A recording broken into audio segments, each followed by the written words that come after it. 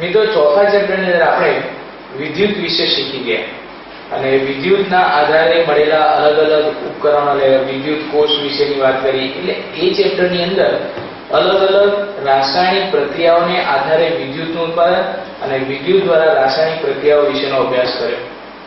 આપણે એ ચેપ્ટરની અંદર વિદ્યુતની તાપીય અસરો વિશે પણ અભ્યાસ કર્યો.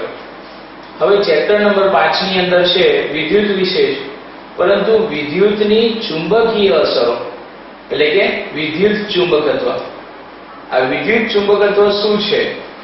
તો કે ઈસવીસન 1819-20 ની અંદર ઓર્સ્ટેડ નામના વૈજ્ઞાનિકે, ઓર્સ્ટેડ નામના ખરેખરમાં એ વૈજ્ઞાનિક નહોતા પરંતુ એ પોતે શિક્ષક હતા, અને એમણે પ્રયોગ કરતા દરમિયાન એક અવલોકન નોંધ્યું કે જ્યારે પ્રયોગ કરતા હતા ત્યારે એમના પ્રયોગના સુવાહક તારની નજીક ચુંબકીય સોય પડેલી હતી. જ્યારે સ્વિચ ચાલુ કરી તો ચુંબકીય સોય કોણાવર્તન દર્શાવ્યું, સ્વિચ બંધ કરી તો ચુંબકીય સોય પાછી હતી એમને એમ થઈ ગઈ, ફરી સ્વિચ ચાલુ કરી તો ફરી પાછું કોણાવર્તન. એમણે પ્રયોગ કરવાનો શરૂ કર્યો. એમણે જોયું કે ભાઈ સ્વિચ ચાલુ કરતાની સાથે જો કોણાવર્તન દર્શાવે છે તો ચલો છેડા ઉલટાઈ જોઈએ. એટલે કે એમના જે વાહકતાર હતો એ વાહકતારના છેડા એમણે ઉલટાવ્યા, ફરી સ્વિચ ચાલુ કરી તો જે કોણાવર્તન હતું એ કોણાવર્તન ઉલટી દિશામાં હતું. તો એમને આના પરથી સાબિતી આપી કે વિદ્યુત અને ચુંબક બંને એકબીજા સાથે જોડાયેલા છે. એમના એ પ્રયોગ પરથી એમણે એવું દર્શાવ્યું કે વિદ્યુત જ્યારે પસાર થાય છે ત્યારે વાહકતાની નજીક ચુંબકીય ક્ષેત્ર ઉદ્ભવે છે. અને આ પ્રયોગના આધારે માઇકલ ફેરાડે, આન્દ્રે એમ્પિયર એમણે પણ આના કરતા ઉલટા પ્રયોગો કર્યા. ઓર્સ્ટેડે એવું દર્શાવ્યું હતું કે ભાઈ વિદ્યુતના આધારે ચુંબકીય ક્ષેત્ર ઉદ્ભવે છે, અને ફેરાડે અને એમ્પિયરે એવું દર્શાવ્યું કે ચુંબકીય ક્ષેત્રના આધારે વિદ્યુત ઉત્પન્ન થઈ શકે છે. તો આમ વિદ્યુત અને ચુંબક બંને એકબીજા સાથે જોડાયેલા છે કે વિદ્યુત ક્ષેત્ર દ્વારા ચુંબકીય ક્ષેત્ર અને ચુંબકીય ક્ષેત્ર દ્વારા વિદ્યુત ક્ષેત્ર ઉત્પન્ન થઈ શકે છે. વિદ્યુત ક્ષેત્ર દ્વારા ચુંબકીય ક્ષેત્ર, વિદ્યુત ક્ષેત્ર દ્વારા ચુંબકીય ક્ષેત્ર અને ચુંબકીય ક્ષેત્ર દ્વારા વિદ્યુત ક્ષેત્ર ઉત્પન્ન થઈ શકે છે. અને આના પરથી કહી શકાય કે વિદ્યુત અને ચુંબક એકબીજા સાથે સંકળાયેલ છે.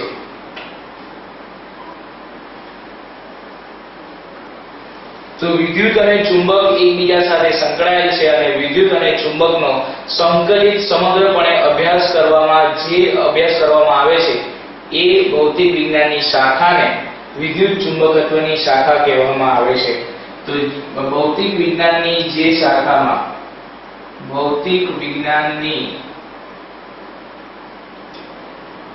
શાખામાં ચુંબક અને વિદ્યુત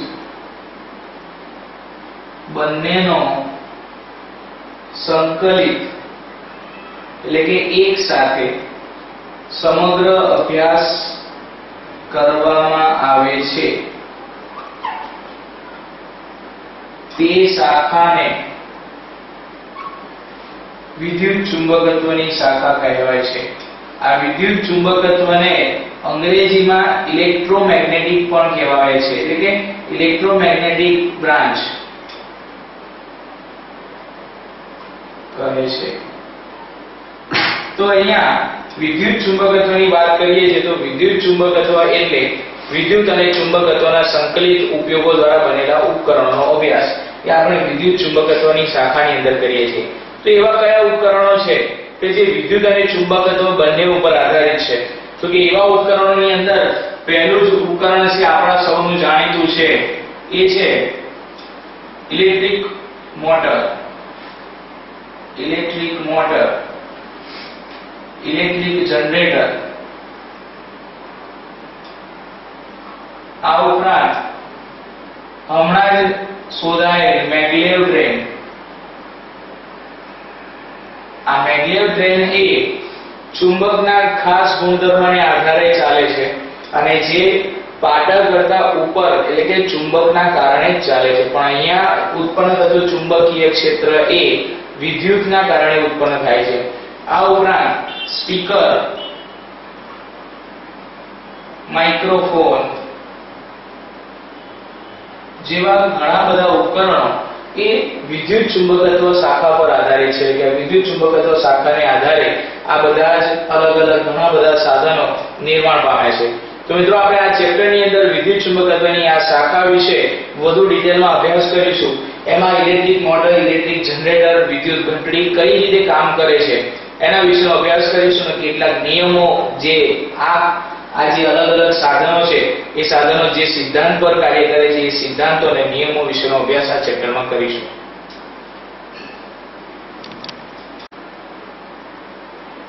મિત્રો વિદ્યુત ચુંબકત્વની શાખા વિશેનો અભ્યાસ કરીએ તો એના માટે સર્વપ્રથમ ચુંબક વિશે સમજવું જરૂરી છે. તો વાત કરીએ ચુંબક વિશે, જે આપણે નાના ધોરણમાં ભણી ગયા છે અને એના ઘણા બધા પ્રયોગો આપણી જાતે પણ આપણે કરેલા છે. તો એના વિશે થોડી પ્રાથમિક માહિતી જે આગળ ભણી ગયા છે એને જ ફરી એક વખત રિવાઇઝ કરીએ કે ચુંબકના ગુણધર્મો કયા. તો કે ચુંબકના ગુણધર્મોમાં સર્વપ્રથમ છે કે ચુંબકને બે ધ્રુવો હોય છે, એક છે ઉત્તર ધ્રુવ અને બીજો છે દક્ષિણ ધ્રુવ. એટલે કે ચુંબક બે ધ્રુવો ધરાવે છે, બે ધ્રુવો ધરાવે છે, એક ઉત્તર ધ્રુવ અને બીજો દક્ષિણ ધ્રુવ. ઉત્તર ધ્રુવને આપણે n વડે દર્શાવીએ છીએ જ્યારે દક્ષિણ ધ્રુવને s વડે દર્શાવીએ છીએ. ઉત્તર ધ્રુવને n વડે, દક્ષિણ ધ્રુવને s વડે.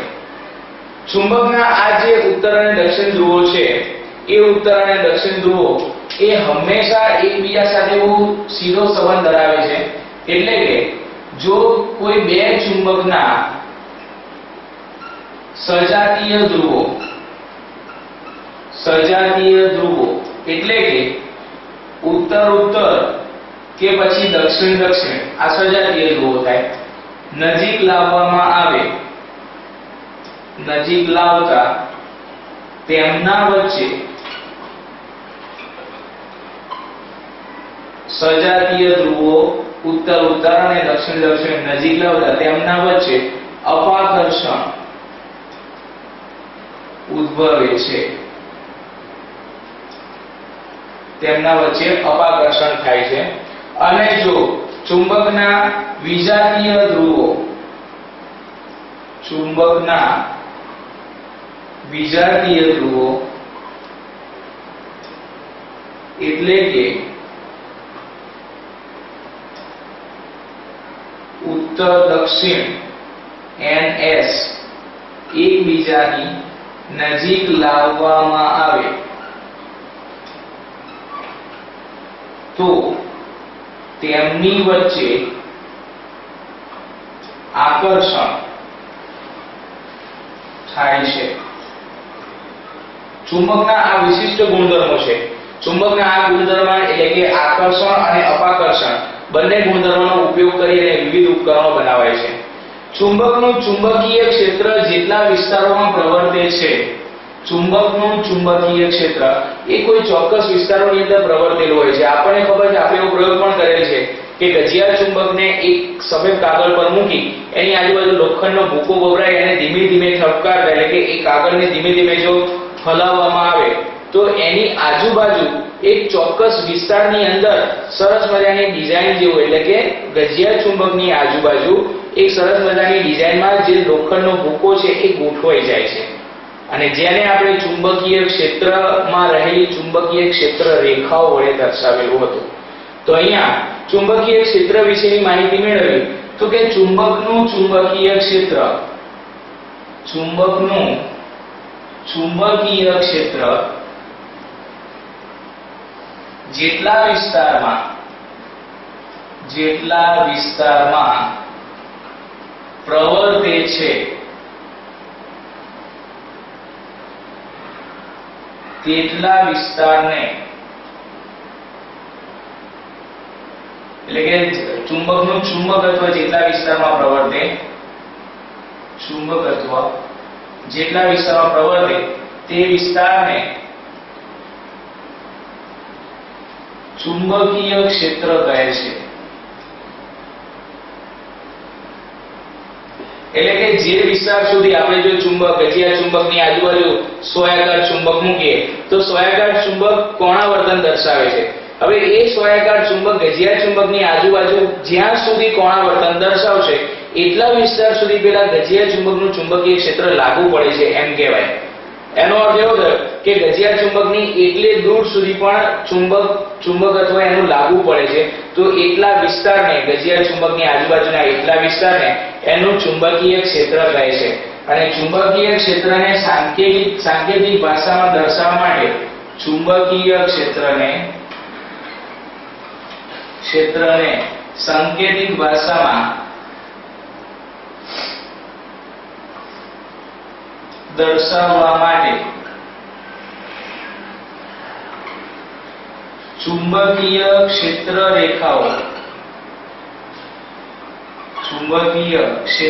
રેખાઓ નો ઉપયોગ થાય છે. એટલે કે ચુંબકીય ક્ષેત્ર રેખાઓ દ્વારા ચુંબકીય ક્ષેત્રને દર્શાવવામાં આવે છે. જે આપણે ચુંબકની આજુબાજુ આ રીતે દર્શાવતા હતા કે જો આ કોઈ ગજિયો ચુંબક હોય, આ એનું ઉત્તર ધ્રુવ છે, આ એનું દક્ષિણ ધ્રુવ છે, તો એની આજુબાજુ રહેલી ક્ષેત્ર રેખાઓ એ કંઈક આવી રીતે આપણે દર્શાવતા હતા.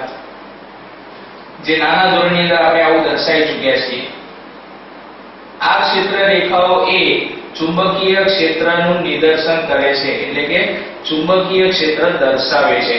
આ ક્ષેત્ર રેખાઓ એ ચુંબકીય ક્ષેત્ર એટલે કે ચુંબકનું ચુંબકત્વ એ આ ક્ષેત્ર રેખાઓના આ બધા વિસ્તારોની અંદર લાગુ પડે છે એમ એવું દર્શાવવા માટે આ ચુંબકીય ક્ષેત્રનો ઉપયોગ થાય છે. અને ચુંબકીય ક્ષેત્રમાં દર્શાવવા ચુંબકીય ક્ષેત્ર રેખાઓનો ઉપયોગ થાય છે.